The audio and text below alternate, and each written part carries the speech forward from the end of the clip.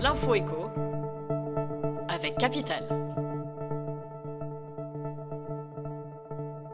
Le plan Vigipirate est désormais à son niveau le plus élevé, nommé Urgence Attentat. L'annonce a été faite par Gabriel Attal à l'issue d'un conseil de défense à l'Elysée dimanche soir. Une décision prise suite à l'attaque du Crocus City Hall à Moscou, en Russie, qui a fait 137 morts.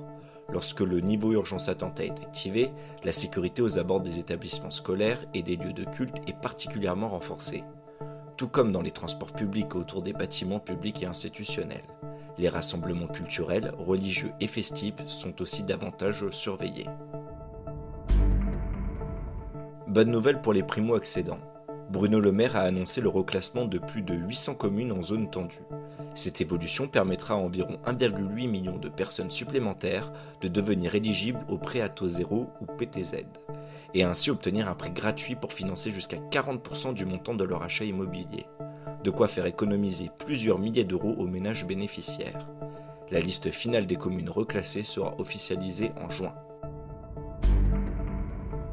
Du nouveau pour les fonctionnaires. La semaine de 4 jours va être testée dès les mois d'avril ou mai 2024 dans les ministères, d'après une note de cadrage que Capital a pu consulter.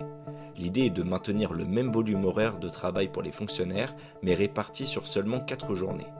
Puis d'évaluer l'impact de cette organisation, tant au niveau de l'efficacité du service public que des conditions de travail des agents publics et en termes d'équilibre entre vie professionnelle et vie personnelle.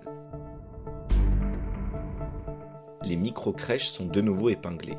Un rapport qui vient d'être publié critique les modalités d'organisation de ces structures qui accueillent moins de 12 enfants. On compte aujourd'hui 6800 micro-crèches, qui représentent environ 13% des places en établissement d'accueil pour jeunes enfants. L'Inspection générale des affaires sociales alerte sur le manque de qualification du personnel et préconise un taux d'encadrement plus élevé et davantage de contrôle. C'était l'info écho avec Capital.